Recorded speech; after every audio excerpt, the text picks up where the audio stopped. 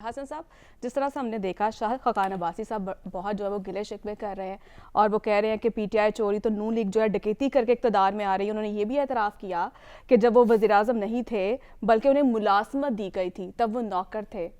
یہ ہمارے سیاستدان جو ہیں جب انہیں عہدہ مل جاتا ہے انجوائے کر لیتے ہیں، تو پھر اس طرح کی وہ عہدے کی کیوں وہ اپنی تسلیل کرتے ہیں اس طرح سے؟ دیکھیں، بنیادی طور پہ ہم عقل کل بن چکے ہیں جو حکومت سیاستدان ہے نا۔ میں تو میرے لیے بڑے باعث شرمندگی ہے کہ میں سمجھتا ہوں کہ پاکستان میں کوئی لیڈر بننے کو تیار نہیں، کوئی لیڈر ہی نہیں ہے۔ وہ سارے ہی وہ عجیب و غریب سے دل گردے لے کر بیٹھے ہیں، احتساب کی باتیں کرتے ہیں، ایک دوسرے کو مار دھار کی باتیں کرتے ہیں، ملک کو لوٹنے کی باتیں کرتے ہیں، الزام اس کی طرف کرتے ہیں، 4-3 انگلیاں اپنی طرف آ رہی ہوتی ہیں۔ اور آپ کو پتہ ہے ایک ہی خاندان زیادہ اس طریقے سے بات کرتا ہے، اور ان کو یہ اندازہ ہے کہ زیادہ سوالات ان کی طرف اٹھتے ہیں اور بات نہیں وہ کرتے۔ اور جو شاہد خاقان عباسی صاحب جو الزام عائد کر رہے ہیں، میں اس کو ایزی نہیں لے سکتا، یہ بہت خطرناک ہے۔ ایک چوری اور ڈکیتی، چوری سے سنگین جرم ہے ڈکیتی، جو شاہد خاقان عباسی صاحب مسلم لیگ نون کے اقتدار پر لگا رہے ہیں کہ وہ اقتدار میں ڈکیتی کر کے آنا چاہتے ہیں۔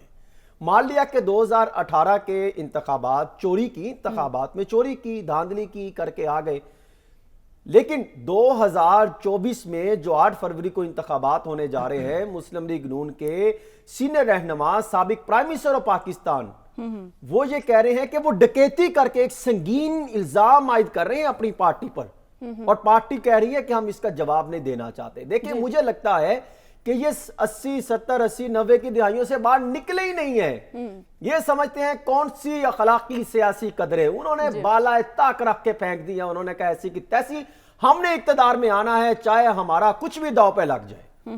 انہوں نے 16 ماہ کی پرفارمنس کی بات نہیں کرتی مسلم لیگ نون، نہ پاکستان پیپلز پارٹی۔ دونوں اقتدار کے نشے میں ہیں کہ ہم نے کسی طریقے سے اقتدار میں آنا ہے، اور ماضی آپ ان کا دیکھیں تو خوفناک قسم کا ماضی ہے ہمارے سیاستدانوں کا۔ ہم پڑھنے بیٹھے تو ہمیں شرم آتی ہے کہ ہم ایسے ملک میں رہتے ہیں کہ وہ سیاستدان جب اقتدار میں آتے ہیں تو غریبوں کو بھول جاتے ہیں، ملک اور ریاست کو بھول جاتے ہیں، اپنے ان کو نشے لگے ہیں۔ کیا ایک سیاسی پروجیکٹ لگا، کوئی 85 میں لگا، کوئی 60، کوئی مختلف تاریخوں پہ لگے، کوئی 96 میں لگا، کوئی کب آیا، پروجیکٹ لگے، کوئی ٹوٹے کوئی بنے، کسی کی تکنیکی مرمت کے بعد واپس لگائے گئے، پھر اس میں سے پروجیکٹ نکالے گئے۔ کیا ہوا کہ کوئی لیڈر ہمارے پاکستان میں دستیاب نہیں ہوا، اور ہوا کیا، کسی نے سانحہ نومئی کر دیا، کسی نے توشہ خانہ کو لوٹ کے لے گئے، کسی نے مبینہ منی لانڈرنگ کر لی، کسی نے کیا الزامات کر لیے۔ مطلب کہ شرم آتی ہے کہ آپ جو ہیں ملک کو بنانے کے لیے آتے ہیں اور آپ ملک کو توڑ کر چلے جاتے ہیں۔ یہ سیاستدان پھر باتیں کرتے ہیں ہم پر سوالات کیوں اٹھاتے ہیں، ہم سے یہ عوام کیوں بات کرے۔ میں ان کا جب ڈیٹا نکالتا ہوں تو مجھے اندازہ لگتا ہے کہ یہی سیاسی جماعتیں جس کی میں بات کرتا ہوں فصلی بٹیروں پر چلتی ہے، لوٹوں پر چلتی ہے، ہارس ٹریڈنگ پر چلتی ہے، عوام کے ٹیکسوں کا پیسہ پہلے لوٹ مار کرتے ہیں، پھر وہی جو ہے وہ اقتدار میں آنے کے لیے وہ پیسہ لگاتے ہیں، اور پھر جو ہے وہ اقتدار کی کرسی پر آ کے بیٹھ جاتے ہیں۔ اور عوام کا جب میں دیکھتا ہوں تو مجھے شرم آتی ہے۔ 2,80,000 بچہ، 2,80,00,000 بچہ اسکولوں سے باہر ہے۔ کیا یہ سیاسی جماعتوں کے ذہن میں نہیں آیا کہ بچہ تعلیم یافتہ ہوگا، پڑھے گا تو ملک کے لیے آگے آئے گا؟ سوال ہی پیدا نہیں ہوتا۔ ان سے پوچھیں، اس کا جواب ہی کوئی نہیں ہے۔ لیپ ٹاپ دے دیں، فلاں کر لیں، بھئی وہ تم تعلیم کی طرف آؤ۔ بیسک ایجوکیشن آپ کے ملک میں نہیں ہوگی، بیسک ہیلتھ نہیں ہوگی تو آپ کس ملک کی بات کریں گے؟ آگے آ جائیے، 9 کروڑ سے زائد افراد جو ہیں خط غربت کی لکیر سے نیچے زندگی بسر کر رہے ہیں، اور ان کو یہ بتائیں گے کہ فلاں چور تھا، فلاں نے فلاں کیا، فلاں نے یہ کام کیا۔ 16 ماہ کی پرفارمنس پر بات نہیں کرنی۔ آگے آ جائیے، 25 سے 30 لاکھ افراد نوجوان طبقہ ہر سال جو ہے وہ جاب مارکیٹ میں شامل ہو رہا ہے، وہ کہاں جائے گا؟ پھر 80% جو ہے وہ پاکستانی آبادی جو ہے وہ ہیلتھ سے لا تعلق ہو چکی ہے۔ وہ چند ایک افراد ہیں جو علاج معالجہ کرا لیتے ہیں، اور کوئی 1-1.5% اشرافیہ رہ جاتی ہے۔ 99% پاکستانیوں کو یہ نہیں معلوم کہ اگلی روٹی ان کو ملے گی یا نہیں ملے گی، اور یہ کیا کر رہے ہیں؟ یہ शराफिया, इनके आप अकाउंट बैलेंस पूछे, इनसे पूछने वाला नहीं है। अगर आप उठा के देखें कि इनके सियासतदानों के असासे किस तरह डबल ट्रिपल हो रहे हैं, इनसे पूछे तो कहते हैं हमसे बात नहीं करनी। यही ये शराफियात का सहारा लेकर इक्तदार में आते हैं। असूल, नजरियात, अवामी फलाह बबूद, अवामी एहसासात, जज्बात को जो है वो ठोकरें मार देते हैं।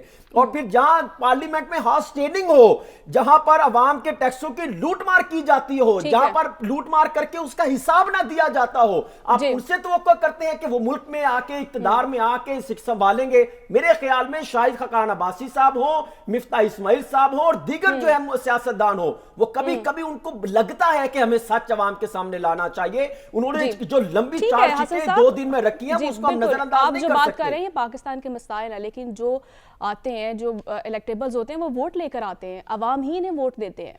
देखिए अब अवाम जो है वो माजी 2000, देखिए नवाज शरीफ साहब बाहर गए थे तो 2007 में वापस आए तो उनको लगा कि मैं जीत जाऊंगा। मेरे ख्याल में अब 2007 वाला पाकिस्तान नहीं है, अब 2024 है। 2024 में आके अपनी सोच को लेकर आए। इसलिए मैं बात करता हूं, आप 85 का जब प्रोजेक्ट लगा था वो भूल जाइए, आप 90 की सियासत को निकाल दें, आप 2008, 13, 18 की सियासत से निकल जाएं। अब आप 2014 में आए, आप यूथ को देखें वो क्या चाहती है। अवामी मसाइल, हर बच्चा जो है वो, मैं सर्वे करता हूं, हर बंदा जिसको जो एक वक्त की रोटी खाता है उसको अंदाजा है कि पाकिस्तान की इकोनॉमी किस पोजीशन पर इन सियासतदानों ने की है, उसको अंदाजा है। तो ये जो है अपना कोई बयानिया सामने रखे, ये वहां को धोखे में करता